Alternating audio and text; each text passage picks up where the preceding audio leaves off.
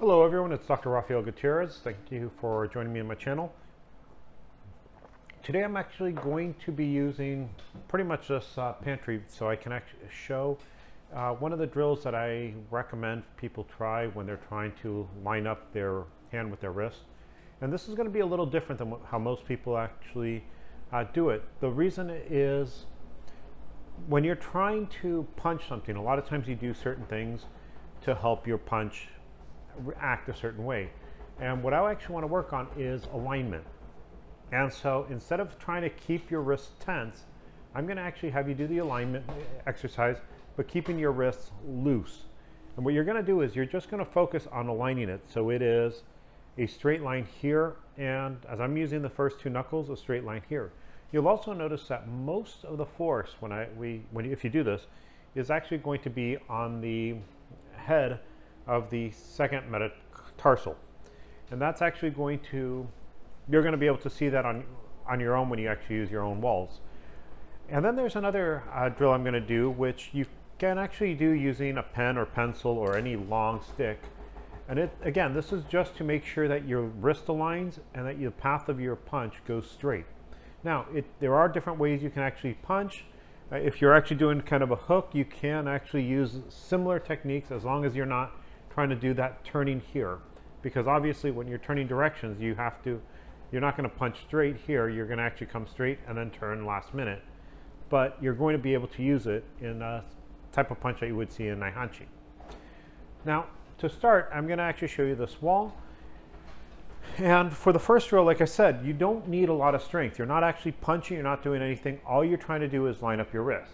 And so you'll notice that I rolled up my sleeves so you can see my forearm, and what you'll notice is I'm just putting my hand here, and I'm putting most of my force is actually going to be on the second metacarpal, and you're just going to actually stand here, and your arm, if you notice, all my fingers are open, my hand here is pretty much relaxed, and all you're going to do is put some weight. Now, once you actually have it lined up there, you can actually start playing with it. So for instance, if you feel that it should be a little bit more bent, so you can bend and see how if you're just putting a little force, it will cause your wrist to bend too much. So okay, you don't want to come here. If you are actually going the other route here, you'll actually see your knuckle comes out because of the way your fingers are.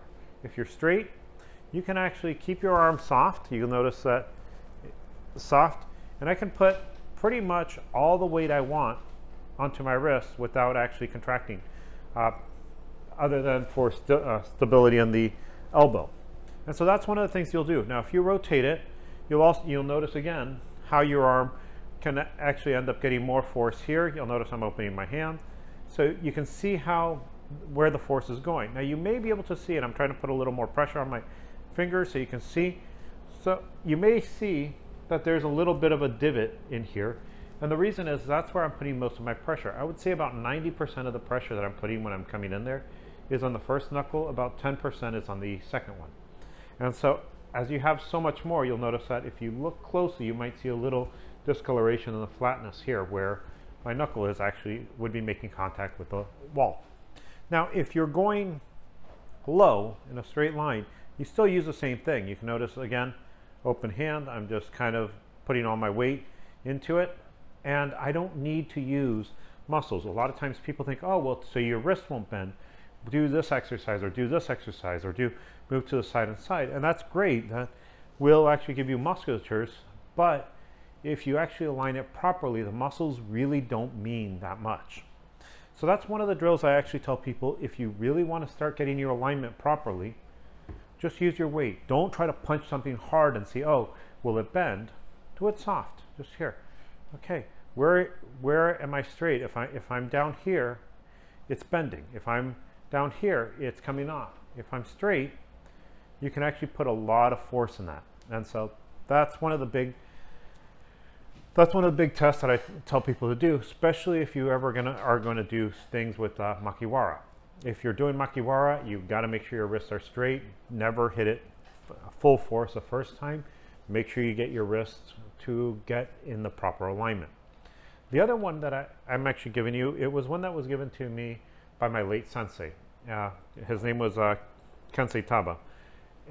he actually had a lot of really small drills, which actually helped you align, helped you actually get the proper technique. And so I'm going to do that for you now. And again, all you need is a cheap pencil or cheap pen. And what I would tell you is, what you can do is you take your pen and you line it up so it goes straight down the radius. You can see what I'm doing here. Again, it doesn't matter if you're tight or if you're loose. Remember, this is about getting the technique rather than rather than are you going to punch like that. So you'll notice my hand is really loose. And if I actually come out here, you'll notice I can actually get the straight line going in when I punch. And so what ends up happening is, as I'm doing this softly, I can practice getting the technique right. A lot of times people don't get the technique because what they'll do is they'll kind of rotate their shoulder upward. Now keep it down. You can actually bring your shoulder forward here by using the serratus anterior muscle here, and you can end up getting that little bit more force from pulling the scapula forward a little, but you're not going to come up here.